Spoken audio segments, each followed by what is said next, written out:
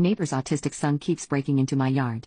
For the past 7 months, after moving into my new house with my daughter and dogs, the neighbor's 15-year-old boy, who has pretty severe Down syndrome, has increasingly been trespassing on my property. At first, I talked to the neighbors and they expressed their apologies. They vowed to monitor him more while he's in their backyard. However, after a few months, they genuinely do not care anymore and let him roam as he pleases. I've installed security cameras in the backyard and front yard purely for my own safety insurance because we do have a pool. He will climb the 6-foot wooden fence into my yard with a ladder from their shed and let my dogs out. So far, I've stopped him from letting my dogs free, as he says, by using chains and padlocks on the 2 gates. Numerous times if my garage door is open, he will leave their backyard and just walk into my house to free my dogs. When he climbs into the backyard and he cannot get back out, he begins screaming and crying and just shuts down.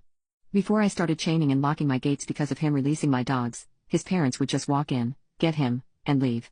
Now since I've chained it, they've started a huge fit about me having him locked in my backyard and they have to climb the fence, bring the ladder over, and carry him back. Now I'm not really blaming the kid. He doesn't know any better. He has some very severe issues and he's damn lucky my 2 German Shepherds are super nice. However, last week, I had to draw the line. While I was at work, one of my daughters called me complaining that the kid had once again hopped the fence and was causing a ruckus while she was trying to sleep. She told me that he was trying to open the gate to let the dogs out of the house by banging on the padlocks with a hammer. She told me that his parents weren't home at the time, so she didn't know who to tell to pick him up. A wave of sympathy came over me.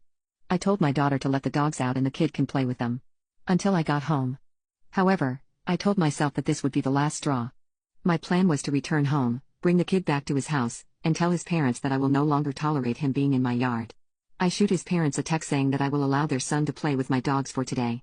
However, today is the last day he can do this. I've had enough.